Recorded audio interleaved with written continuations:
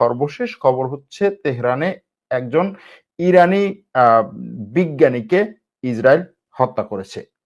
ঠিক এই সমসাময়িক সময়ে ইরাকের বাগদাদে অনেকগুলো বিস্ফোরণ ঘটেছে। বাগদাদে মনে করা হচ্ছে ড্রোন এবং মিসাইল হামলা চালানো হচ্ছে, কিন্তু কে কোত্থেকে চালিয়েছে, কেন চালিয়েছে, কাকে টার্গেট করে চালিয়েছে এখনো পর্যন্ত এটা নিশ্চিত না। এই যুদ্ধবিরতির শেষ মুহূর্তে বা যুদ্ধবিরতি শুরুর আগ মুহূর্তে কেউ কি এটাকে সাবোটাজ করার জন্য করেছে কিনা সেটা হয়তোবা দেখা যাবে।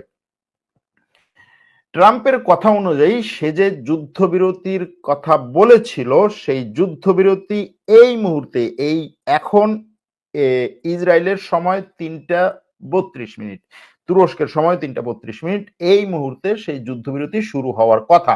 ঠিক এই মুহূর্তে বোঝা যাচ্ছে যতটুকু তথ্য আসছে সেটা হচ্ছে যে ইরানের আকাশ সীমায় ইসরায়েলের যুদ্ধ বিমান নেই, ইরানের আকাশ সীমা থেকে ইসরায়েলের যুদ্ধ বিমানগুলো চলে গেছে এবং ইসরায়েল ইরানে আক্রমণ বন্ধ করছে। এখন এই মুহূর্তে যে খবর আসছে, আবার 2 মিনিট পরে হয়তো এরকম হতে পারে যে আসলেই দুই পক্ষ এই যুদ্ধবিরতি মানেনি, কিন্তু এখনো পর্যন্ত যেটা বোঝা যাচ্ছে সেটা হচ্ছে যে ইসরায়েল ট্রাম্পের যে বক্তব্য সেই বক্তব্য অনুযায়ী ইসরায়েল আমেরিকার ইরানের আকাশে প্রায় কয়েক ডজন জায়গাতে, ইরানের তেহরানে কয়েক ডজন জায়গাতে আক্রমণ করেছে এবং আক্রমণ করার পরে বর্তমানে এই অঞ্চলে সে যুদ্ধবিরতির দিকে যাচ্ছে। আজকের আক্রমণ ছিল ইরানের নূর টেলিভিশনের বক্তব্য অনুযায়ী যে আজকের আক্রমণ ছিল গত 12 দিনের মধ্যে সবচাইতে ভয়াবহ আক্রমণ, এবং এই আক্রমণের মাধ্যমে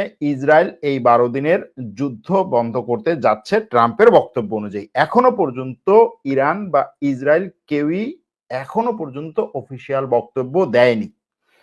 এখন এই যুদ্ধবিরতি যদি হয় তাহলে আমরা ধরে নিলাম এটা একটা যুদ্ধবিরতি হয়েছে। এখন আসি যে এই যুদ্ধবিরতিতে কে কি পেল, ইসরায়েল কি পেল, ইরান কি পেল, কে জিতলো কে হারলো। সবসময় তো এই প্রশ্নই আসে যে একটা যুদ্ধের পরে যুদ্ধবিরতিতে কে জিতলো কে হারলো।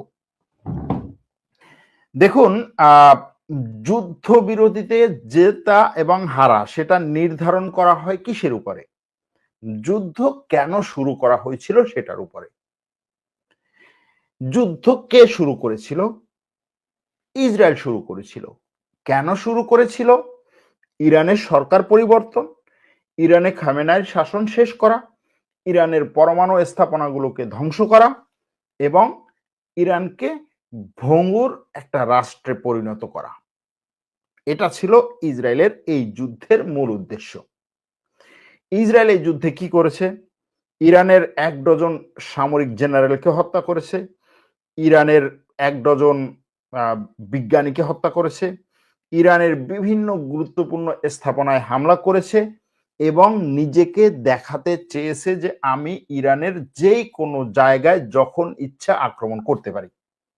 এতটুকুতে সে সফল হয়েছে, এতটুকু করতে পেরেছে।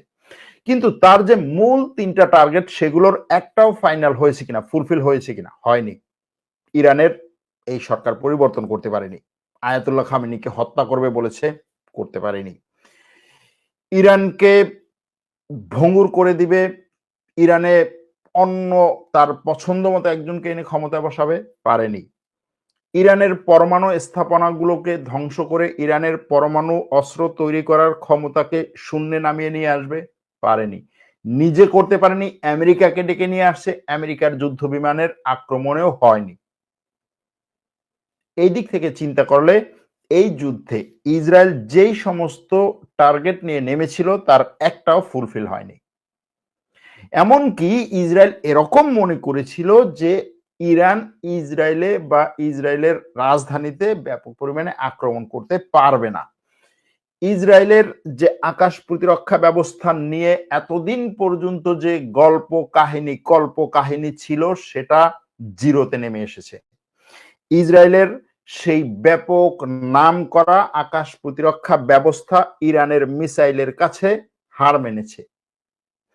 ইসরায়েল তার জনগণকে নিরাপত্তা দেয়ার যে স্বপ্ন এতদিন ধরে দেখিয়েছিল সেই রঙিন ফানুস, বলেন আপনারা, শেষ হয়ে গেছে।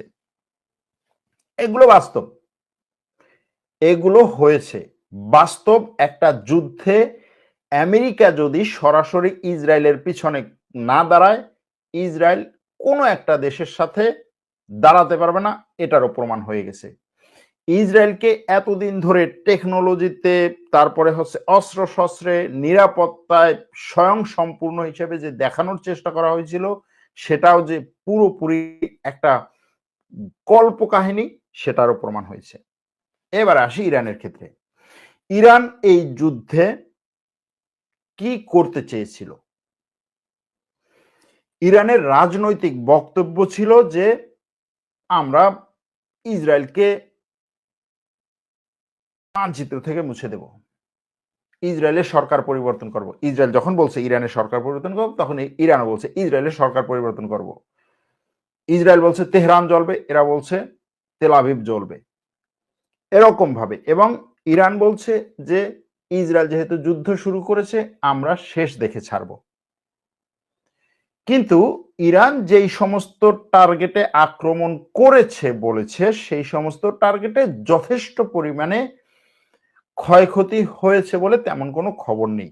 যেমন ধরুন, ইসরায়েলের সামরিক জেনারেলদেরকে হত্যা করেছে এরকম বড় ধরনের কোনো খবর নেই।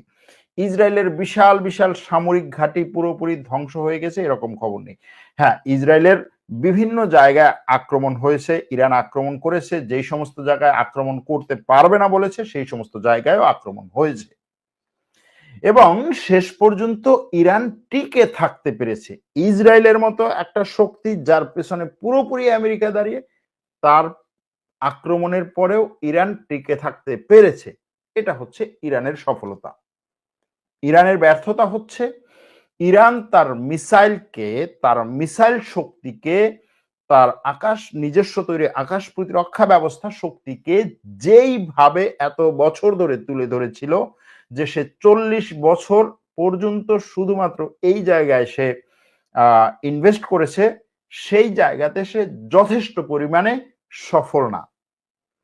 সে যতগুলো মিসাইল ছুড়েছে,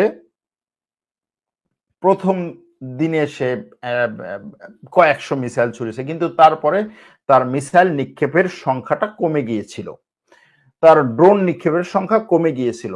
ইসরায়েল যেভাবে যত পরিমাণে আক্রমণ করেছে, সে পরিমাণে ইরানের আক্রমণের সংখ্যা কম ছিল।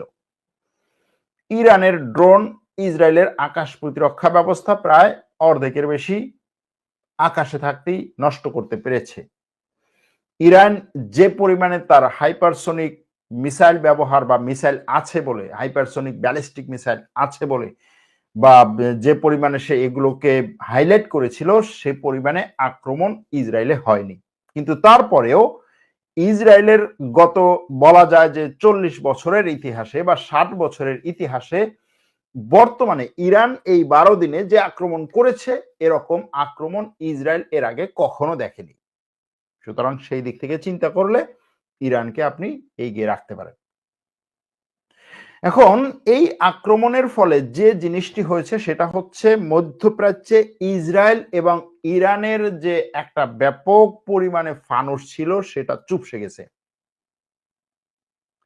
আরো একটা জিনিস হয়েছে যে ইসরায়েলকে যেই সমস্ত আরব রাষ্ট্র ভয় পেত, সেই সমস্ত রাষ্ট্র ভয় পাবে না। এরপরে বলতে পারেন যে কোন রাষ্ট্র ইসরায়েলের বিরুদ্ধে অস্ত্র নিয়ে দাঁড়াবে। আমি কোন রাষ্ট্র অস্ত্র নিয়ে দাঁড়াবে এখনো পর্যন্ত বলছি না, কিন্তু বিভিন্ন দেশের, বিভিন্ন আরব দেশের, বিশেষ করে মিশরের কথা বলা যায়, সেনাবাহিনীর ভিতরে এমন কিছু সেনা কর্মকর্তা আছেন যারা সুযোগ পেলেই সামরিক অভ্যুত্থান ঘটিয়ে এই ইসরায়েলের পাঁচটা সরকারকে সরিয়ে ইসরায়েল বিরোধী আক্রমণে যেতে পারে।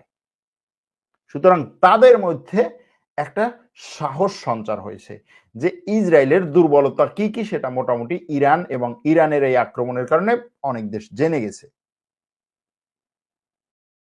সুতরাং এই দিক থেকে চিন্তা করলে আমেরিকা যেভাবে বলছে যে ইরানের আর পরমাণু শক্তি নেই, যেমন আমেরিকার ভাইস প্রেসিডেন্ট একটু আগে বললেন যে ইরান গত 12 দিন আগে বিশ্বের জন্য হুমকি ছিল, কারণ সে পরমাণু অস্ত্র তৈরির একেবারে কাছাকাছি চলে গেছিল। আমরা ইরানের পরমাণু কেন্দ্রে হামলা করার মাধ্যমে ইরানের সেই পরমাণু অস্ত্র তৈরি করার ক্ষমতাকে জিরো করে দিয়েছি। আজকের ইরান আরো 100 বছর পিছনে চলে গেছে। এটা হচ্ছে তার বক্তব্য। আমরা জানি না। 2 দিন ধরে আমরা যে তথ্যগুলো পেয়েছি তাতে বোঝা যায় যে ইরানের পরমাণু স্থাপনায় তেমন কোনো ক্ষয়ক্ষতি হয়নি। যাই হোক, এখন এই যে আক্রমণ পাল্টা আক্রমণ, মান রক্ষার আক্রমণ, মুখ রক্ষার পাল্টা আক্রমণ, এগুলো শেষে একটা যুদ্ধবিরতিতে আসছে। আমরা যদিও গতকাল থেকেই এবং আজকেও বলে এসেছি যে আমেরিকা করলো এবং সেটার বিপরীতে ইরান যেটা করলো সেটার অর্থ হচ্ছে একটা যুদ্ধবিরতিতে যাওয়া। উভয় পক্ষই যুদ্ধবিরতিতে যেতে চাচ্ছে। ইরাকে যে আক্রমণ হয়েছে, ইরাকে যে হামলাগুলো হয়েছে, সেগুলো ইরাক মনে করছে, ইরাকের গণমাধ্যম বলছে যে সেই হামলাগুলো ইসরায়েল করেছে ইরাকের বিভিন্ন রাডারকে ধ্বংস করার জন্য। আপনারা জানবেন যে এই ইরান যুদ্ধে ইরাক কিন্তু সরাসরি ইরানের পক্ষে কথা বলেছিল এবং অবস্থান নিয়েছিল। সুতরাং ইসরায়েল এই শেষ সুযোগে, শেষ সময় সেটার উপরেও তার আক্রোশটাকে একটু ঝাড়লো। এখন এই যুদ্ধবিরতির পর একেবারে শেষ মুহূর্ত পর্যন্ত ইসরায়েল কিন্তু আক্রমণ করতেছিল। শেষ মিনিট পর্যন্ত ইসরায়েল